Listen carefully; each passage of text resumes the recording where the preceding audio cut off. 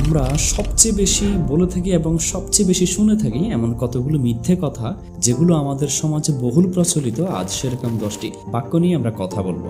আমার বিশ্বাস এই কথাগুলোর কিছু আপনাকে হাসাবে, কিছু আপনাকে ভাবাবে, আবার কিছু আপনাকে ইমোশনাল করে দিতে পারে। তো চলুন শুরু করি আজকের মতো মিথ্যে কথা বলা।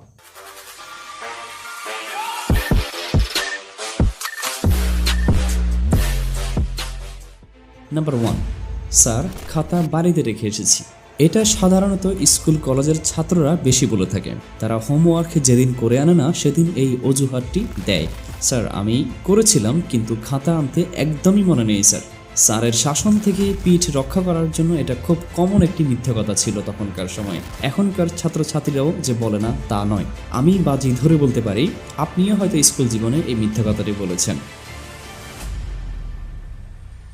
নাম্বার 2, বাবা নেই তো কি হয়েছে, আমরা তো আছি। তোমার মা নেই তো কি হয়েছে, আমরা তো আছি। এটি একটি সান্ত্বনামূলক প্রবাদ বাক্য। যেসব কথার কোনো প্রায়োগিক বা ব্যবহারিক কোনো রূপ নেই, আমার কাছে এমন কথাও মিথ্যে কথা। সান্ত্বনামূলক কথা কেন মিথ্যে আশ্বাস হবে?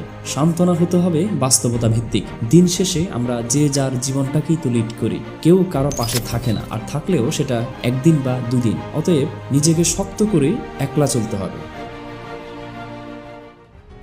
নাম্বার 3, টাকা দিয়ে সুখ কেনা যায় না।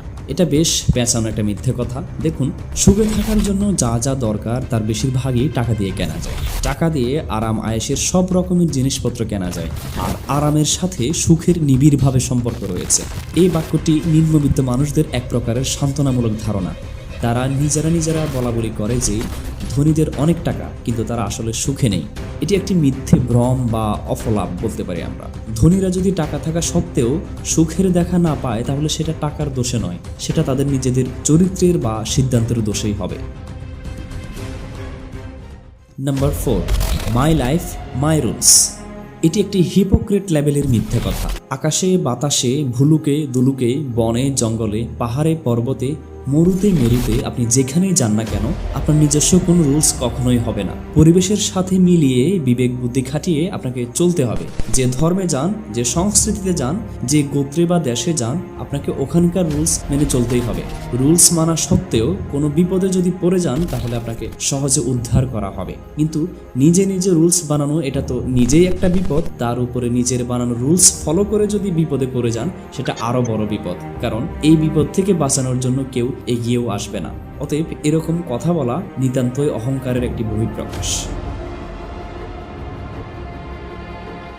নাম্বার 5, ভালো মানুষদের সাথে খারাপ কিছু ঘটে না। এটা সাধারণ মানুষদের আন্দাজে একটি আবেগী কথা। দুনিয়াতে আপনি শত নয়, হাজার মানুষ পাবেন যারা কোনো দোষই করেনি, কিন্তু তাদের সাথে অনেক বাজে কিছু হয়েছে বা ঘটছে। উদাহরণস্বরূপ আপনি সিরিয়া বা ফিলিস্তিনের দিকে দেখতে পারেন। ছোট বাচ্চাদেরকে কিভাবে বোমা মেরে গুলি করে মেরে ফেলা হচ্ছে।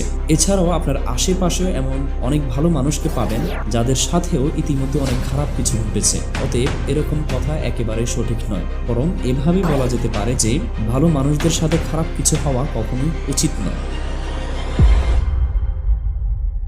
নাম্বার 6, ভালোবাসা দিয়ে দুনিয়ার সব কিছু ঠিক করা যায়।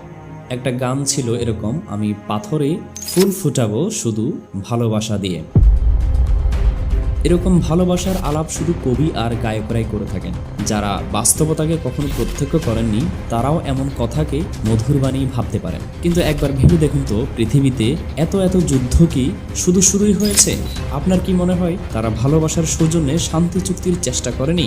যুদ্ধের আসল উদ্দেশ্যই হলো শান্তি প্রতিষ্ঠা করা, একটা উপসংহারে এসে উপনীত হওয়া। মূলত যারা গরম গলায় স্টাফ আর এনাফ বলতে ভয় পান, তারা ভালোবাসা দিয়ে পৃথিবীর সবকিছুকে ঠিক করার অলিক স্বপ্ন দেখে। নাম্বার 7, তুমি যদি সত্যি অন্তর থেকে চাও তবে তা অবশ্যই পাবে। সম্ভবত শাহরুখ খানের কোনো সিনেমার ডায়লগ এটি।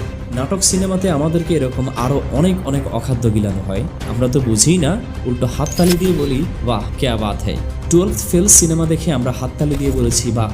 ভাবুন তো, সিনেমার মনোজ যদি ব্যর্থ হতো, তাহলে এটা কি কোনো মুভি হতো? আপনার কি মনে হয় দুনিয়াতে ব্যর্থ মনোজের সংখ্যা খুবই কম? যারা সত্যি অন্তর থেকে চেয়েছে, কঠিন চেষ্টাও করেছে, কিন্তু লক্ষ্য অর্জন করতে পারেনি, এমন মানুষের সংখ্যা দুনিয়াতে মোটেই কম না। 12th ফেল সিনেমাতেও তো এরকম একটা ক্যারেক্টার ছিল। নাম্বার 8, আমি ভালো আছি। এটি পুরো পৃথিবী জুড়ে সবচেয়ে বেশি চর্চিত অন্যতম মিথ্যে কথা।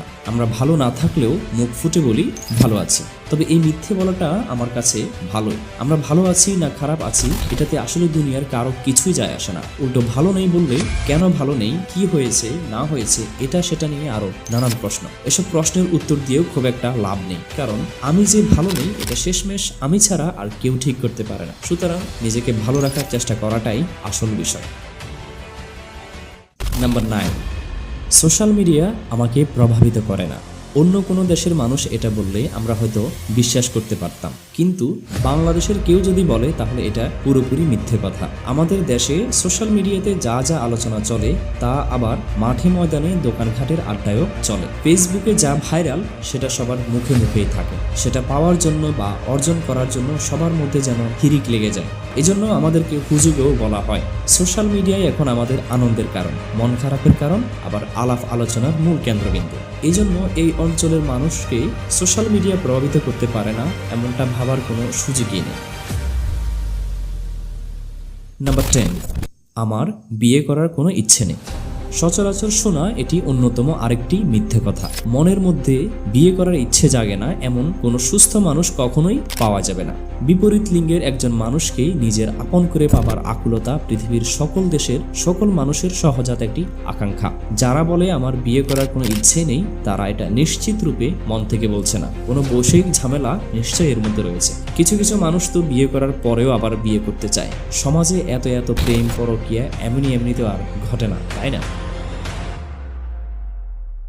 যাই হোক, আমাদের আজকের ভিডিও এই পর্যন্তই। বেশি বলা হয়ে থাকে এমন আরও কতগুলো কথা নিয়ে আমাদের পরবর্তী আরেকটি পর্ব আসবে। মিস করতে না চাইলে আমাদের চ্যানেলটিকে সাবস্ক্রাইব করে রাখতে পারেন। চাইলে আপনি আপনার জীবনে বেশি বলা বা বেশি শুনে থাকা মিথ্যে কথাটিও আমাদের সাথে মন্তব্যের ঘরে শেয়ার করতে পারেন।